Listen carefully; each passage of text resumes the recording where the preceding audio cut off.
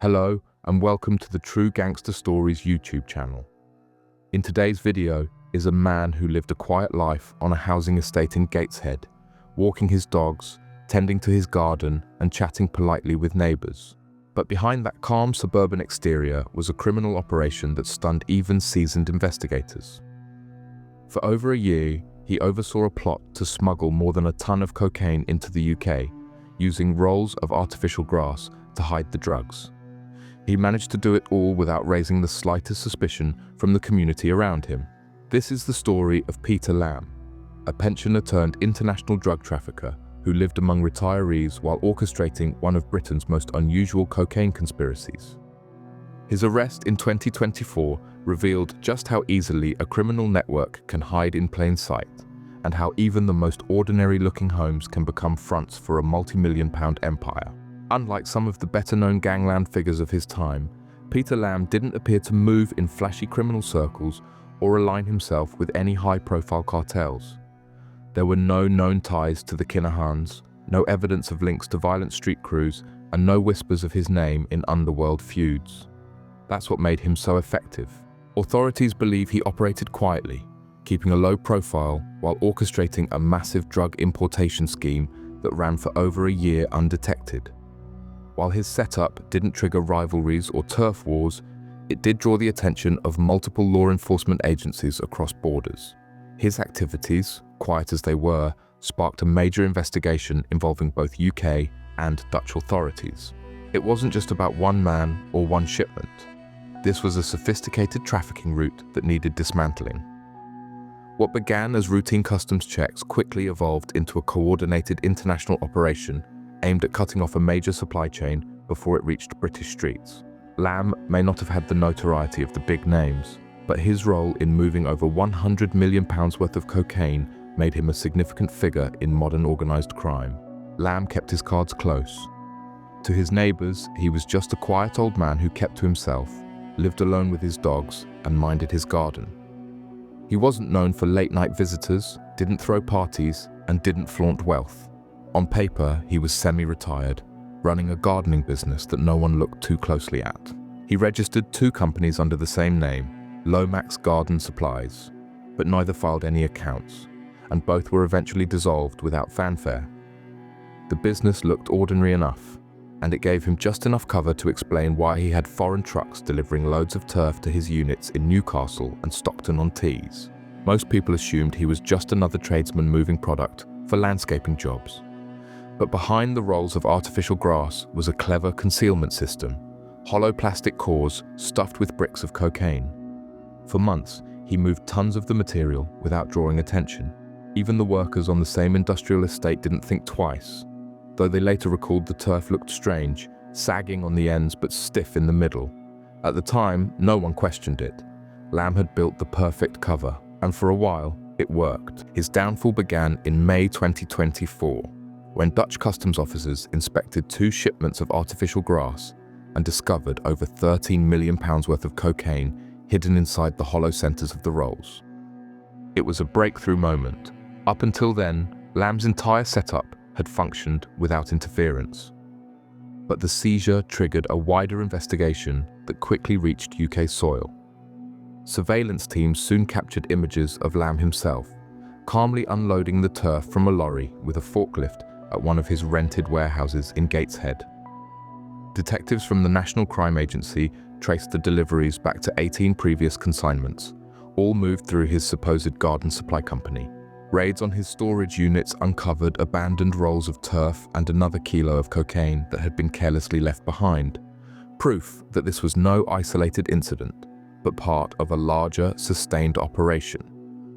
With hard evidence stacking up, Lamb was no longer the harmless man next door. The investigation revealed the full scale of what he'd built, one of the most deceptive and low-profile smuggling routes the NCA had encountered in years. When word got out, the shock on Lamb's quiet Gateshead street was immediate. For neighbours who had seen him walking his spaniel and German shepherd, chatting over fences, or pottering around the garden, the idea that he'd been importing 1.5 tons of cocaine was unthinkable. Police descended on his home, and the bungalow, once known for its potted petunias and solar panels, became the scene of a high-level drug bust. Residents struggled to make sense of it. One neighbour said they would have laughed if someone told them Peter was involved in smuggling. To them, he was just a polite Cockney pensioner with Irish-accented daughters who never caused any trouble. Another remembered him casually mentioning his gardening business and offering them a roll of turf, something that, in hindsight, felt chilling. Others recalled how he kept to himself, didn't socialise much, and was always in and out of his unit at odd hours. But still, no one suspected anything criminal. He had built a mask of normality that fooled an entire street. By the time they realised who he really was, Lamb was already facing one of the most significant drug charges the region had seen in years. At first, no one questioned his presence at the Sandy Lane Auto Park in Gosforth, Newcastle. He rented a unit like any other small business owner, and for a while, it blended in with the rest of the industrial park. But after a year of trading with no visible customers, nearby workers began to wonder what exactly he was doing. Foreign lorries would pull in early, and Lamb, always alone, would unload the rolls of artificial turf with his forklift, stack them neatly inside the unit, and disappear. People started to notice the pattern. There were always deliveries coming in, but nothing ever seemed to be going out. One tradesman remembered the turf rolls looking strange, flopping at the ends but rigid through the middle. With hindsight, it was clear something had been packed into the center of them, but at the time, no one thought to ask. Lamb didn't make friends on the estate.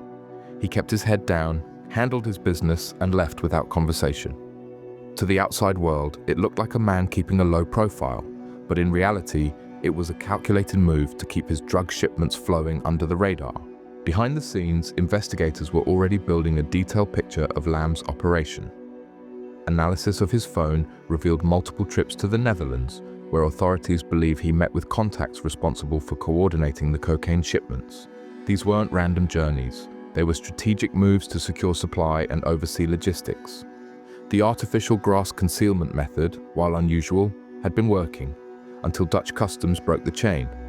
Once the link was made, British investigators had enough to move in.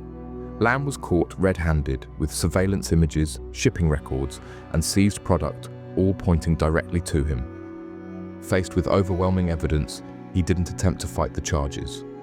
He admitted his role in the smuggling conspiracy, offering little in the way of excuses. By the time the case reached court, prosecutors had laid out the full scope of the plot: 1.5 tons of high-purity cocaine, a bogus turf business's cover, and a trusted network of European suppliers.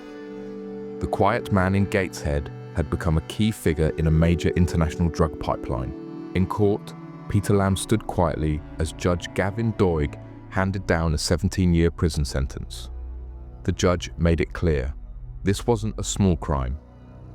Lamb had played a central role in the importation of nearly 1.5 tons of cocaine, a conspiracy so large and calculated that it required international coordination. Though others may have been involved, Lamb was the visible link, the man on the forklift, the name on the paperwork, the one who tied the entire operation together. The court also heard he suffered from serious health problems and had described himself as an idiot for getting involved in something he couldn't control.